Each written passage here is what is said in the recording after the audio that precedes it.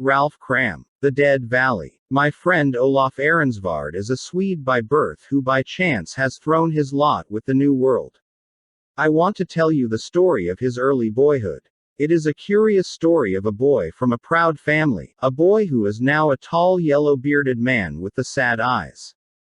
In the winter evenings we play chess together, and after a game that ends up with my defeat, we fill our pipes and Aronsvard tells me stories of the far, half-remembered days in his fatherland, stories that sound strange and incredible, but stories that, nevertheless, I fully believe. One of them made a strong impression on me, as best I can remember it. Here it is. I never told you how Nils and I went over the hills to Hallsberg, and how we found the Dead Valley, did I? I was about 12 years old, and Nils Schuberg was a few months younger. We were inseparable at that time, and whatever we did together. Once a week it was market day in Ängelholm, and Nils and I went there to see what was there at the market. One day we quite lost our hearts, for an old man had brought a little dog to sell, that seemed to us the most beautiful dog in all the world. He was a round, woolly puppy, so funny that Nils and I sat down on the ground and laughed at him, until he came and played with us. He was so jolly that we felt that there was only one desirable thing in life, and that was the little dog of the old man. But unfortunately we had not half money enough to buy him, so we asked the old man not to sell him before the next market day, promising that we would bring the money for him. He gave us his word, and we ran home very fast and begged our mothers to give us money for the little dog. We got the money, but we could not wait for the next market day. Suppose the puppy should be sold. The thought frightened us so that we begged that we might be allowed to go over the hills to Hallsberg where the old man lived, and get the little dog ourselves, and at last they told us we might go. By starting early in the morning we should reach Hallsberg by 3 o'clock, and it was arranged that we should stay there that night with Nils's aunt, and, leaving by noon the next day, be home again by sunset. Soon after sunrise we were on our way, after having received instructions that we should start for home at the same hour the next day, so that we might get safely back before nightfall. For us it was very important, yet the journey was simple enough, along a good road, across the big hills we knew so well. Half the territory of this side was the dividing ridge of the Elfborg. Back of Ängelholm lay a long valley, from which rose the low mountains, and we had to cross this, and then follow the road along the side of the hills for 3 or 4 miles, before a narrow path led to the left up through the pass. Nothing occurred of interest on the way to Hallsberg, where we reached in time. We found that the little dog was not sold, secured him, and so went to the house of Nils's aunt to spend the night. Why we did not leave early on the following day, I can't quite remember. The result was that we did not start for home until afternoon, and when we saw the sun was going down, I think we were a little scared of the possible punishment that awaited us when we got home at midnight. So we hurried as fast as possible up the mountainside, while the dusk closed in, and the light died in the purple sky. At first we had talked hilariously, and the little dog had leapt ahead of us with joy. Later, however, a curious oppression came on us. We did not speak or even whistle, while the dog walked behind us, following us with hesitation. We had passed through the foothills and the low spurs of the mountains, and were almost at the top, when life seemed to go out of everything, leaving the world dead, so suddenly silent the forest became. We stopped to listen. Perfect silence, the silence of deep forests at night, and more, even in the wooded mountains, there is always a murmur of little lives, awakened by the darkness, but here and now the silence seemed unbroken even by the turn of a leaf, the movement of night bird or insect. I could hear the blood beat through my veins, and the crushing of the grass under our feet as we stepped with hesitating that sounded like the falling of trees. And the air was stagnant, dead. What we usually call silence seems so only in relation to the din of ordinary experience. This was silence in the absolute, and it crushed the mind-awaking fear. I know that Nils and I stared towards each other in terror, listening to our heavy breathing. And the poor little dog we were leading justified our terror. He lay close on the ground, moaning, and moving closer to Nils's feet. I think this animal fear was the last touch, but just then, as we stood trembling, came a sound, so awful, so horrible, that it seemed to rouse us from the dead spell that was on us. In the depth of the silence came a cry, beginning as a low, sorrowful moan, rising to a tremulous shriek, culminating in a yell. So fearful was it that I could not believe it had actual existence. For a moment I thought it the result of my own animal terror. I glanced at Nils. In the pale light of the high stars he was the embodiment of all possible human fear, his jaw fallen, his tongue out, his eyes like those of a hanged man.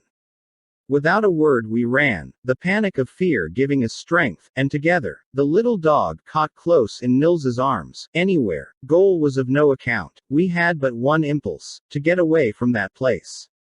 Ralf Cram. The Dead Valley. Part 2. So under the black trees we leapt down the mountainside, regardless of path, straight across mountain streams. How long we were running thus, I have no idea, but the forest fell behind, and we found ourselves among the foothills, and fell exhausted on the dry short grass. It was lighter here in the open, and presently we looked around to see where we were in order to find the path that would lead us home. We looked in vain for a familiar sign. As I remember, we did not speak to each other once. The terror was too heavy on us for that, but by and by we rose simultaneously and started out across the hills. Still the same silence, the same dead, motionless air. A heavy heat struck through with an icy chill. Still carrying the helpless dog, Nils went through the hills, and I followed close behind. At last, in front of us, rose a slope touching the white stars. We climbed it, reached the top, and found ourselves gazing down into a great, smooth valley, filled halfway to the brim with, what? As far as the eye could see there stretched ashy white sea of velvet fog that lay like motionless water. If it were possible, I think that sea of dead white mist struck even greater terror into my soul than the heavy silence or the deadly cry. It lay there like a dead ocean under the steady stars. Yet through that mist we must go. There seemed no other way home, and, shattered with fear, mad with the one desire to get back, we started down the slope to the sea of milky mist.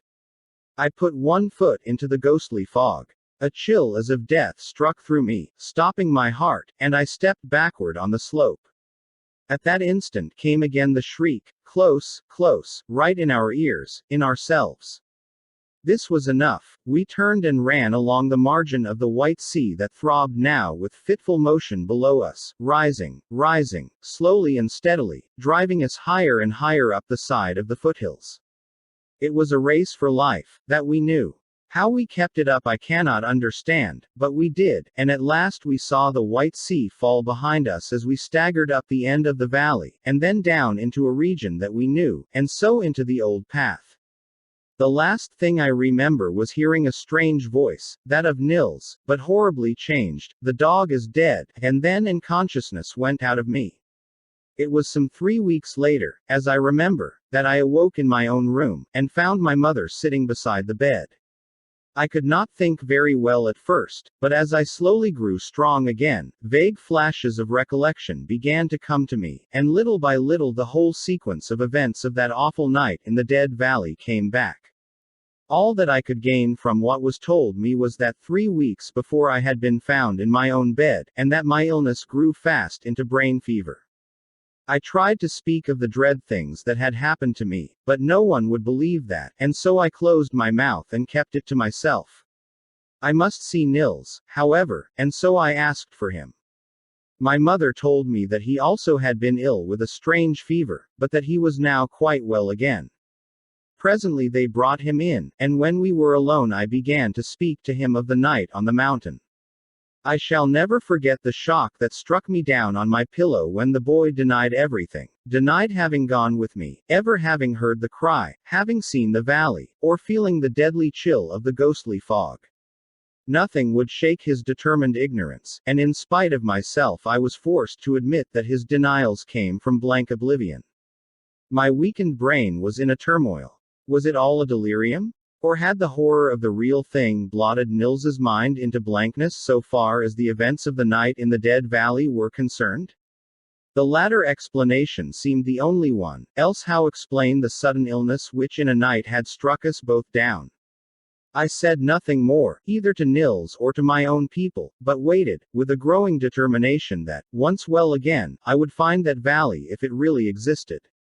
It was some weeks before I was really well enough to go, but finally, late in September, I chose a bright, warm, still day, the last smile of the dying summer, and started early in the morning along the path that led to Hallsberg. I was sure I knew where the trail led to the right, down which we had come from the valley of dead water, for a great tree grew by the Hallsberg path at the point where we had found the home road. Presently I saw it to the right, a little distance ahead.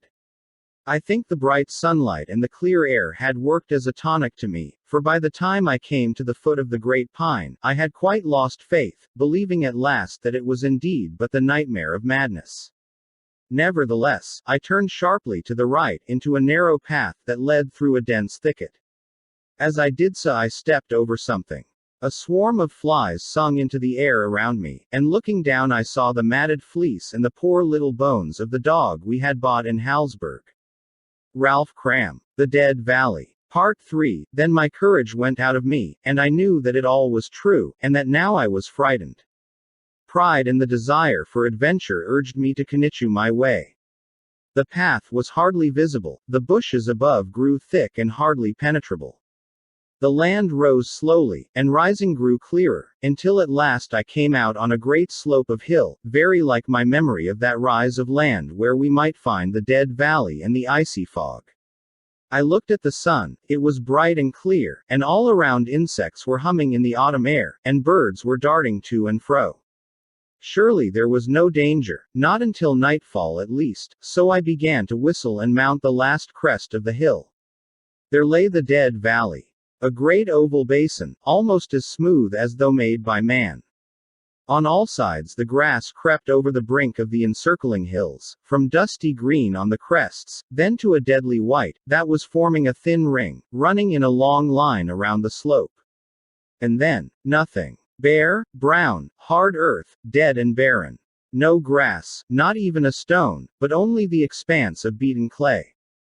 In the midst of the basin, perhaps a mile and a half away, the level expanse was broken by a great dead tree, rising leafless into the air.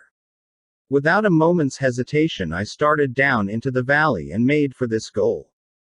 Fear seemed to have left me, and even the valley itself did not look so very terrifying. At all events, I was driven by an overwhelming curiosity, and there seemed to be but one thing in the world to do, to get to that tree. As I walked along the hard earth, I noticed that voices of birds and insects had died away. No bee or butterfly in the air, no insects leapt over the dull earth. The very air itself was stagnant. As I drew near the skeleton tree, I noticed the glint of sunlight on a kind of white mound around its roots, and I wondered curiously. It was not until I had come close that I saw its nature. All around the roots were little bones. Tiny skulls of rodents and of birds, thousands of them, rising about the dead tree and lying for several yards in all directions, until the dreadful pile ended in skulls and scattered skeletons. Here and there a larger bone appeared, of a sheep, a horse, and to one side a human skull. I stood quite still, staring with all my eyes, when suddenly the silence was broken by a faint cry high over my head. I looked up and saw a great falcon turning and sailing downward just over the tree. In a moment more she fell motionless on the bones. Horror struck me, and I rushed for home, a strange numbness growing in me. I ran steadily, on and on. At last I glanced up. Where was the rise of hill? I looked around wildly. Close before me was the dead tree with its pile of bones. I had circled it round and round, and the valley wall was still a mile and a half away. I stood dazed and frozen. The sun was setting down, towards the line of hills. In the east the dark was growing fast. Was there still time? Time. It was not that I wanted, it was will. My feet seemed clogged as in a nightmare. I could hardly drag them over the barren earth. And then I felt the slow chill creeping through me. I looked down. Out of the earth a thin mist was rising, that grew ever larger. The western hills have the copper sun. When it was dark, I should hear that shriek again, and then I should die. I knew that, and with every remaining atom of will I rushed towards the red west through the mist that crept around my ankles. And as I fought my way off from the tree, the horror grew, until at last I thought I was going to die. The silence pursued me like dumb ghosts, the still air held my breath, the hellish fog caught at my feet like cold hands. But I won, though not a moment too soon. As I crawled on my hands and knees up the slope, I heard, far away and high in the air, the cry that already had almost bereft me of reason. It was faint and vague, but unmistakable in its horrible intensity. I glanced behind. The fog was dense and pallid, rising up the slope. The sky was gold under the setting sun, but below was the ashy gray of death. I stood for a moment on the brink of this sea of hell, and then leapt down the slope. The sunset opened before me, the night closed behind, and as I crawled home weak and tired, darkness shut down on the dead valley.